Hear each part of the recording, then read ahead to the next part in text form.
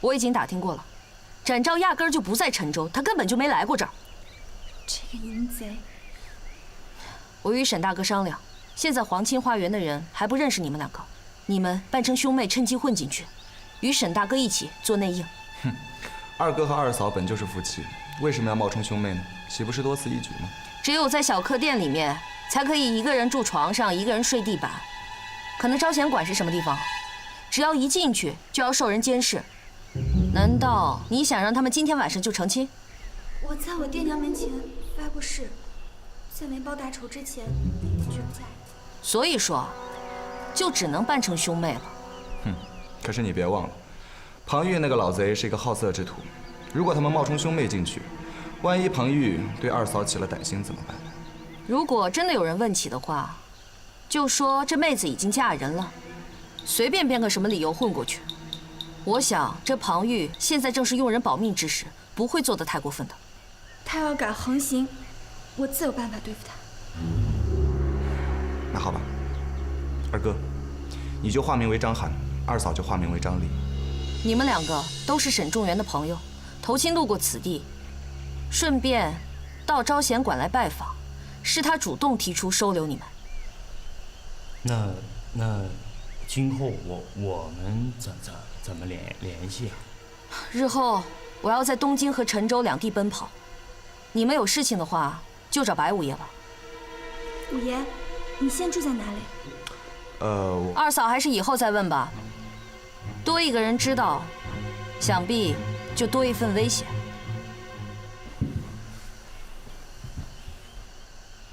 我就留在庙里。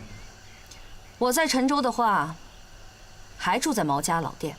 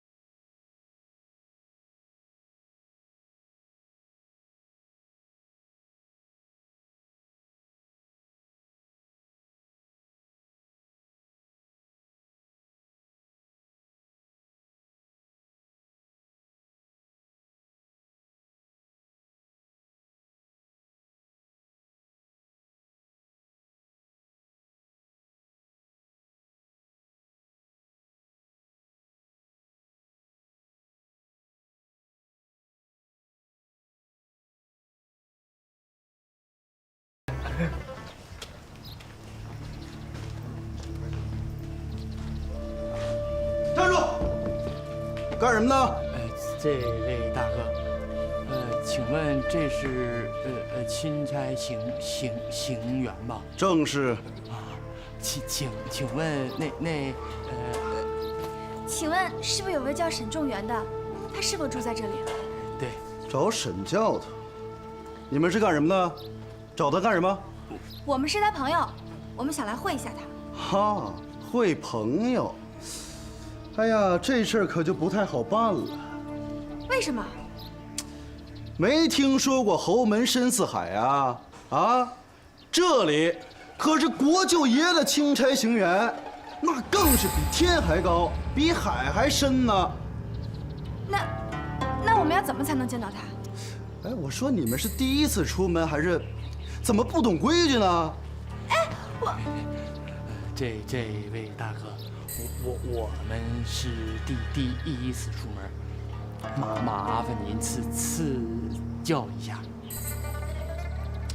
看见那边那棵树了吗？啊，上那边待着去，等有机会我再给你们通报。哎，我说你这个人，好，谢大哥，走吧。行，哎呀，好，别生气了，他们这是想雁过拔毛，让咱们使银子做好。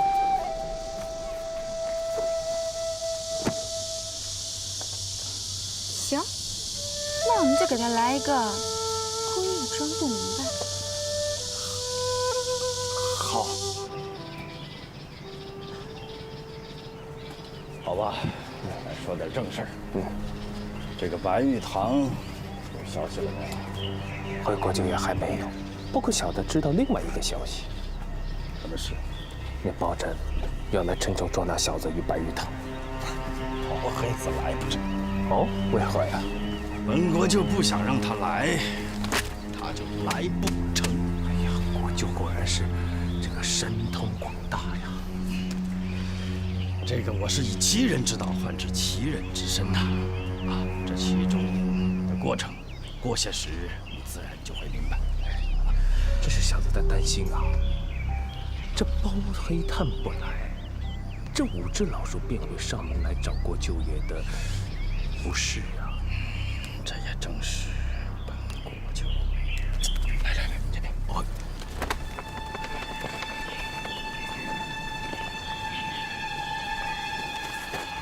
那个二鼠韩章不就来了吗？是啊，眼下我等已经知道有4只老鼠，再这样下去，越来越多怎么行啊？哎，这也是本国舅担心的事啊。沈教头有什么高见？兵来将挡，水来土掩。怎么验？双拳出击，一拳走的是白道，可以通知郴州的知府与总兵，要其手下所有的人员随时听从国舅爷的调令。这个容易。另一拳怎么打？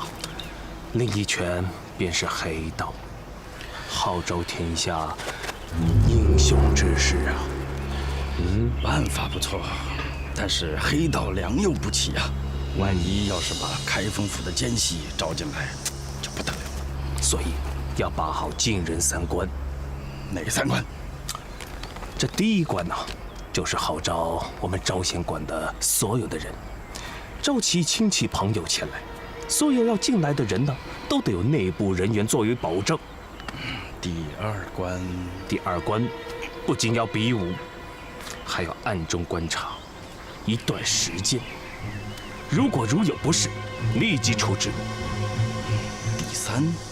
这第3关就是要试，给他们几件事情去试，试试他们对国舅爷是否忠心。只要通过3关者，才能够委以重用。好，你本来就是护院家丁的总教头，今日本国就在委你担当招贤馆的总管，全权负责招贤纳能之事，绝不辜负国舅爷厚望。我都去问过2次了，这次该换你去问了。故意纠缠他们不放，如果把他们给惹火了，就趁机教训教训这群狗东西。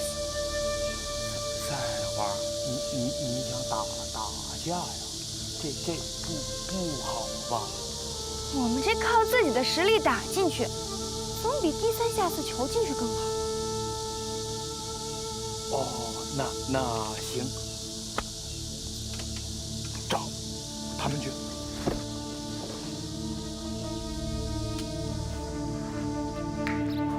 哎，叫你在那边等着，又跑回来干什么？这位大哥呀，麻烦问一下，还要等多久啊？继续等。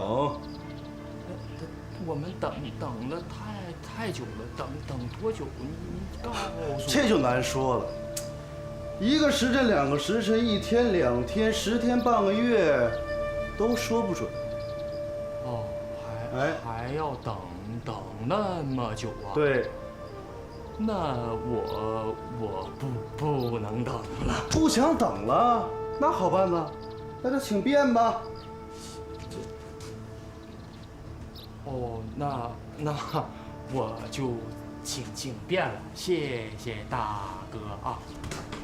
哎，让你请便，就是让你滚蛋。叫我滚？好，我滚给你看！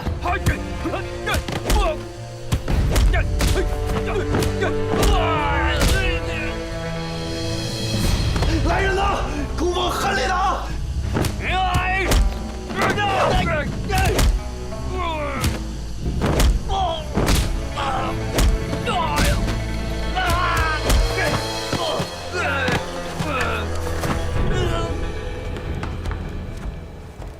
立即赶回东京，亲手把信交给太爷。是。老爷，不好了，外面打起来了。是，白玉堂还是寒战？不知道，是一男一女，没通报姓名。一男一女，大白天都敢打出门来。沈教头呢？沈教头刚带人出去查看。走。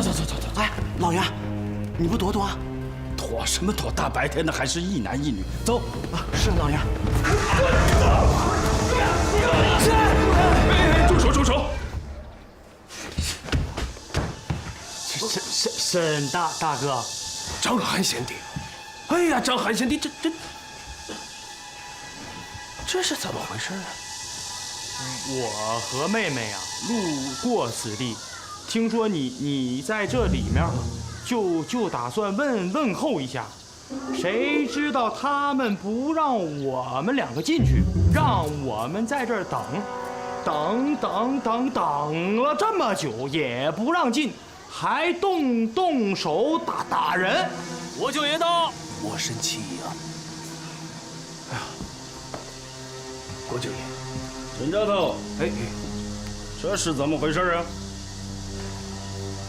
国舅爷，这是我的贤弟张涵，跟他妹子呢，恰巧路过此地，想来这儿看看我。只是他们俩很少出远门，不懂规矩。没带孝敬，是吧？咱们家丁护院呢就没让进，在门口等了很久之后，脾气也上来，打了起来。你这朋友功夫不错啊！胡说，都是他们欺负人的，是他们不让我们进来见沈大哥，反而还打我哥。就是。标致的女子，他的妹子张丽也会武功。武功绝对不在他哥哥之下。今天谁在大门当值啊？回禀老爷，是小的当值。该死的东西！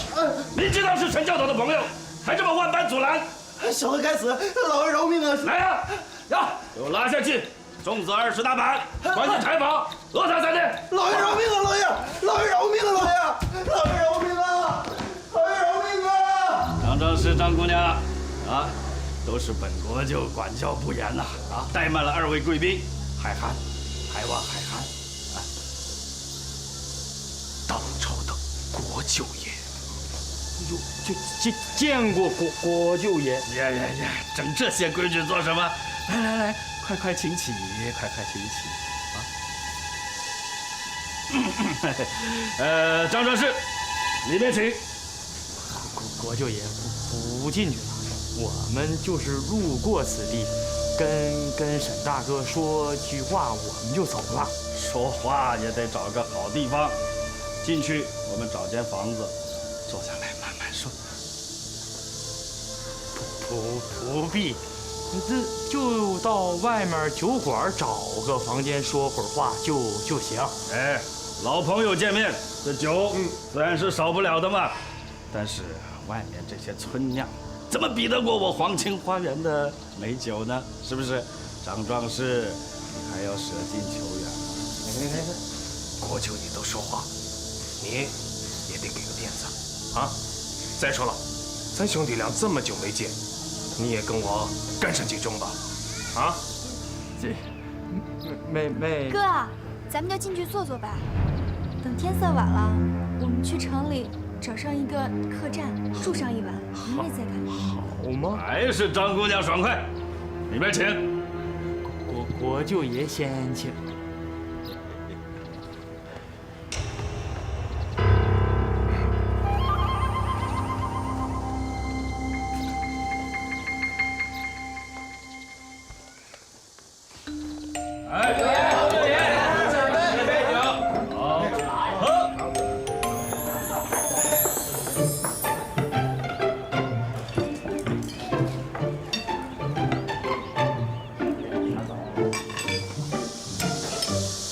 小姐，这道清蒸乳鸽味道很不错。谢谢国舅爷。吃，趁着吃。如何？好吃。好吃，好吃你就多吃点。够了，国舅爷，您再这样子，民女可是担当不起的。张姑娘不要客气，不是本国舅吹牛啊。在这个皇清花园里，不管是天上飞的、地上跑的，还是水里游的，只要张姑娘你一句话，本国舅马上叫人给你做上来。这国舅爷天生就是金运，就是享福，民女哪敢跟国舅爷相比啊？此生能得到国舅爷这样的一顿赏赐，民女已经此生难忘了。哎呀，那就多住些时日，我让张氏兄妹把这山珍海味尝个遍。谢谢国舅爷，只不过民女哪有这样的福气？民女还得赶往山东呢。哦，对了，还没问这个兄妹二人赶往山东是有何贵干啊？禀国舅爷，小妹很小的时候就许配给郑家，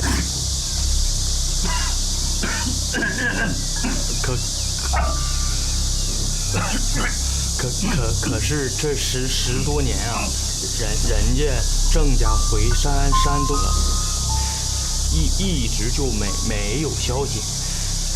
眼看着小妹都长大成人了，我就打算带小妹去山东跟人家完婚。张姑娘已经许配给人家了，可不是吗？我们家老爷子跟郑老爷子在江南的时候就连婚了。可这一直没消息呀，我们这也挺着急的。许配给郑家大公子叫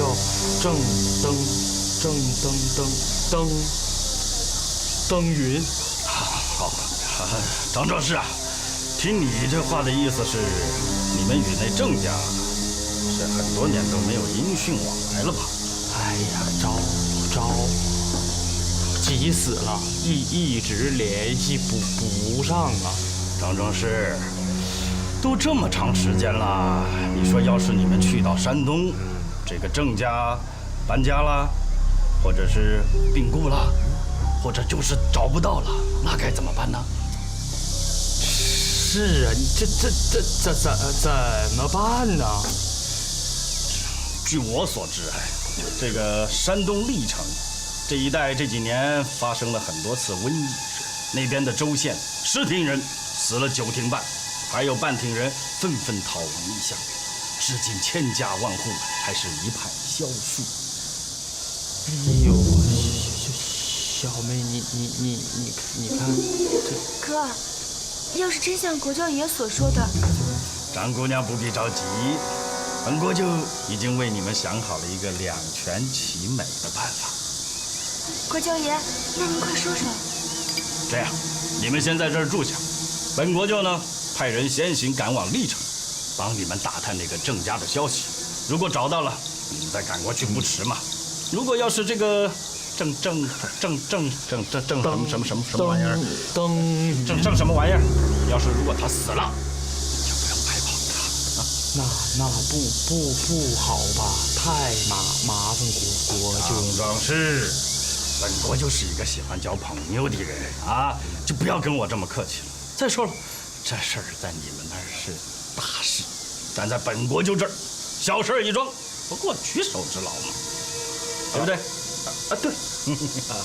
张贤弟不必多虑啊，国舅也是个什么人？乐善好施啊！一日不做好事，这国舅爷啊就浑身上下的不舒服啊。所以你还是帮帮国舅爷，成全国舅爷的美意。对啊，本国舅这么乐于助人，你们也得乐于接受嘛，不然本国舅浑身不舒服啊。小妹，你看，一切全听大哥安排。贤弟呀，你们兄妹俩父母双亡了，对吧？你作为长兄，妹妹呢就得听你的，长兄为父嘛。国舅爷，你说是吧？可我们在这住这几天，这饭钱张壮士，你也太小看本国舅了。本国舅怎么可能让你付什么房钱呐、饭钱呢？真是。不是国舅爷，我们哪好意思在这白吃白住啊？贤弟啊，就留在这里，以后这院里有什么事情，就出来帮个忙啊，当成自己是护院镖师都行，就当是国舅爷聘了你。至于这个钱嘛，啊，你的工钱就把这饭钱、房钱抵了，不就扯平了吗？对，我哥他有一身蛮力，这粗木重活全都可以来干的，而我也可以去火忙，帮个忙，端个茶、烧个水什么的。张姑娘，你怎么能这么说呢？啊，我怎么可能让你们去干这些粗活笨活呢？来，喝酒。谢国舅爷。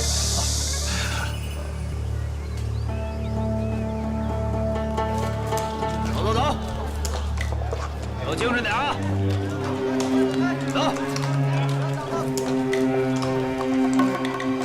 小人包兴，奉我家相爷君旨，望众位老爷开恩，容小人与公子微言几句，片刻即可。你就是包兴？小人正是。既然相爷有令，本官就容你跟公子谈上一谈。但你主仆在哪里谈话呀？就在这间饭铺，3言2语而已。来啊，把那饭铺内闲杂人等驱逐干净。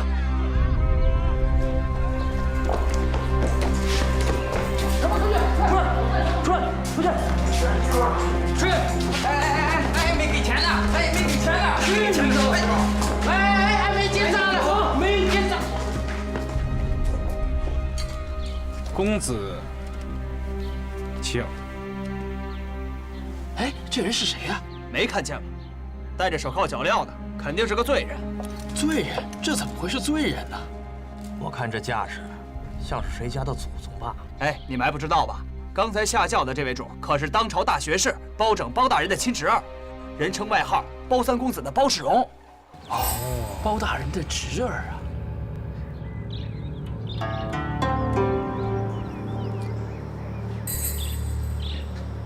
请万岁降旨，让兵马司和监察院配合大理寺共审此案，以示公允。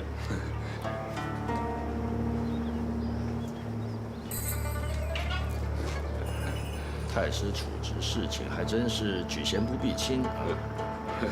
兵马司是孙荣，监察院又是廖天成你的门生。大理寺文彦博与包拯私交甚好，臣担心他会以情义代替国法办案，有失公允。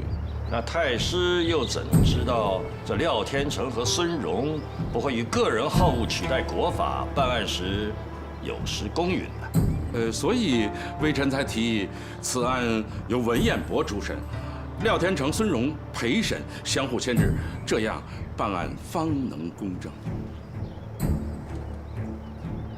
那好吧，就这么办。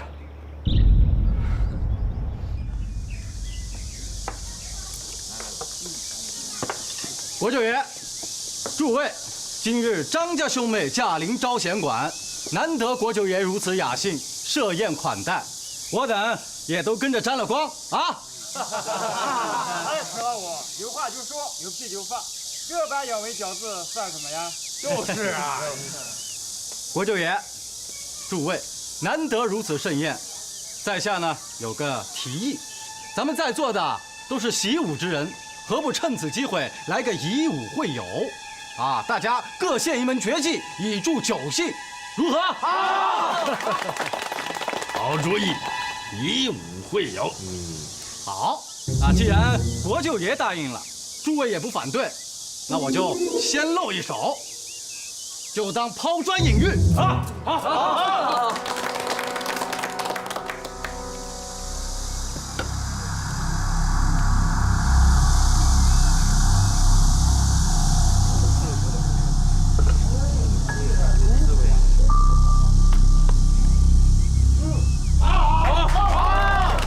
别指功，不简单，不简单呐！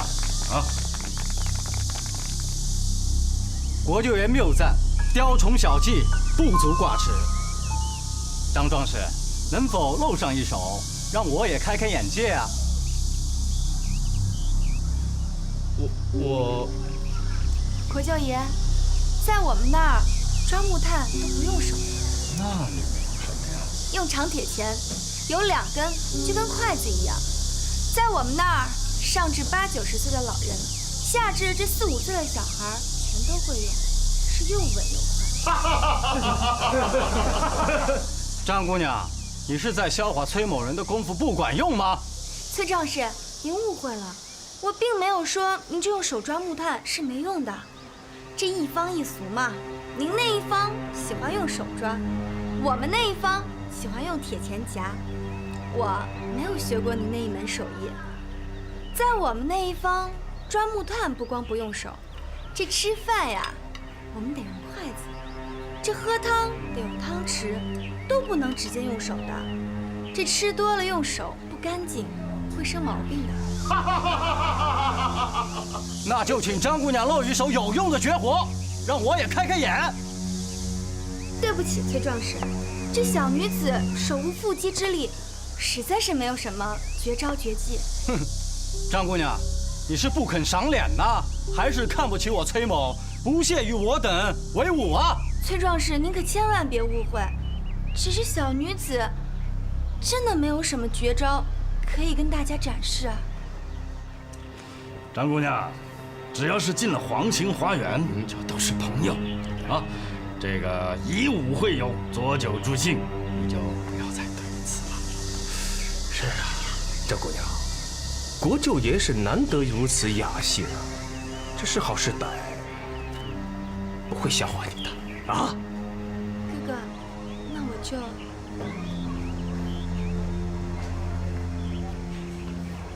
那小女子就给大家献丑了。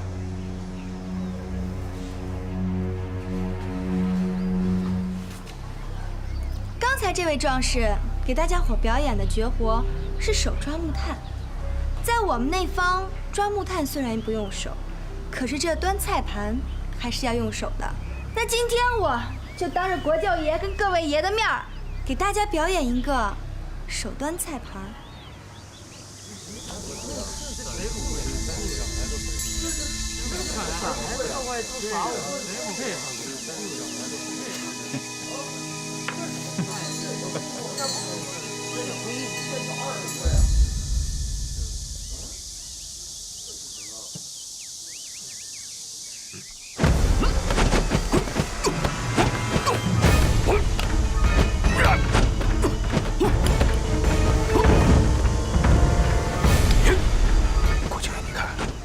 这崔姐抢了半天都没抢着，啊，连这碗里的菜汁儿一滴都没洒出来，可想而知。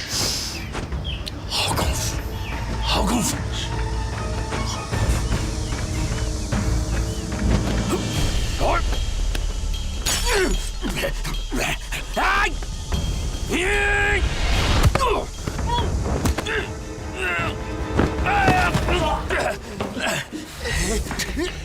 崔壮士，你怎么就不明白？这抬东西需要力气，田地里干活也需要力气，就是这打架最不需要力气了。你看我这4两拨千斤，丝线套箍牛，这么浅显的道理，就算你的师傅没有教你，难道你的师娘也应该私下点拨一下吧？师娘教他时，他搞别的去了。张姑娘，张姑娘真是好功夫，在下常达，想向张姑娘讨教几招，还望不吝赐教。这位爷，刚才小女子只是想给大家表演一个手端菜盘，是这位崔壮士他无端非要冲上来抢小女子的菜盘，这并非小女子的过错，这位爷又何必非要跟小女子过意不去呢？以武会友，张姑娘肯向崔健赐招，为何不肯向在下赐招呢？你这分明就是想打车轮战，仗着你们人多，欺负我这个手无缚鸡之力的小女子。也罢，既然是这样，何必再浪费时间？你们大家就一起涌上来，就算不能把我这个小女子给打死，也总比把我这个小女子给活活累死强。你得了啊！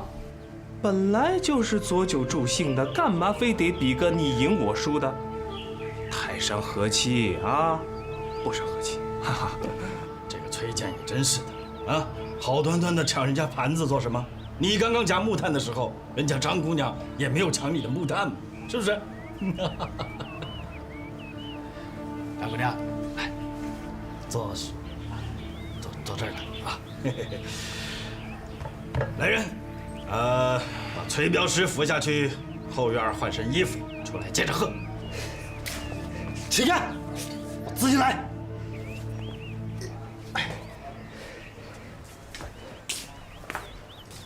诸位，四海之内皆兄弟，五洲震荡和为贵。喝酒！来，谢谢国舅爷，喝酒，喝。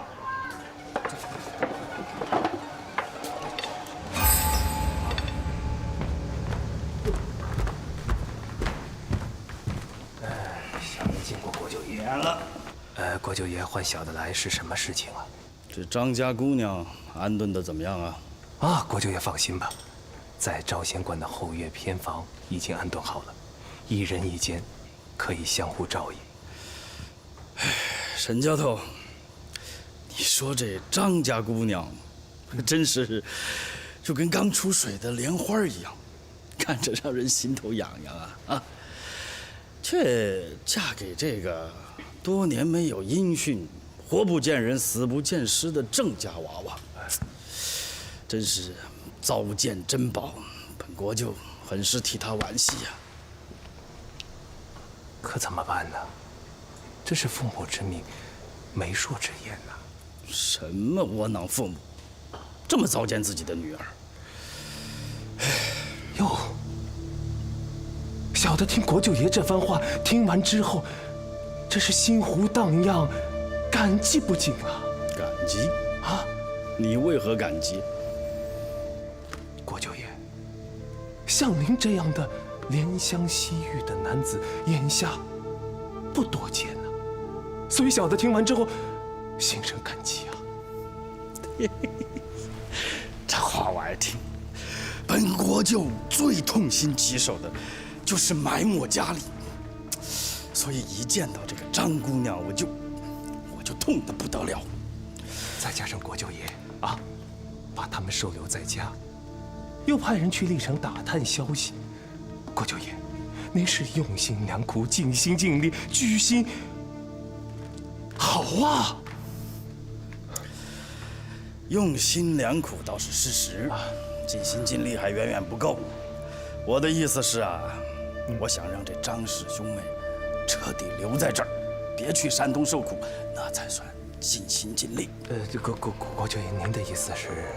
我的意思是，像张姑娘这等标致的女子啊，应该锦衣玉食，享尽荣华富贵。沈教头，我问你，这天底下除了皇宫，还有哪儿是这温柔富贵处啊？除了皇宫也就国舅的府邸了。对喽，因此所以，我想让这个张姑娘留下来，和本国舅一起共享着荣华富贵。可国舅爷小的有话，不知道当不当讲。本国舅不爱听的话，最好别讲。国舅爷，小的话是不好听，可绝对是为了国舅爷好啊！又是这忠言逆耳、良药苦口这一套。我说啊，这良药能不能不苦口啊？多放2瓣糖啊！这忠言能不能不逆耳，说得漂亮些？国舅爷，你和那张姑娘啊，是一见钟情，是吧？小的看来，你和那张姑娘就是天造地设的一双。这算是2瓣糖。可是国舅爷，那张涵，小的好多年没见过他了。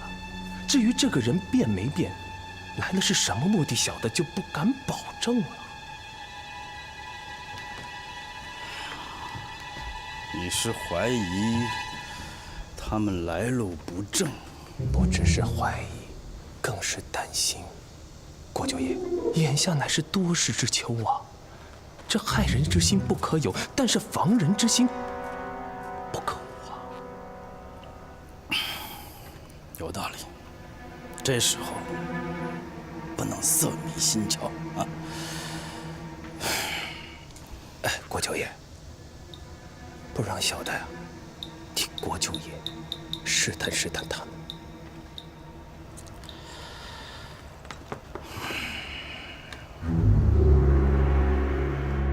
小弟，哎，沈大，坐。都收拾好了？收拾的差不多了啊。妹子呢？她在隔壁呢。妹子，来一下。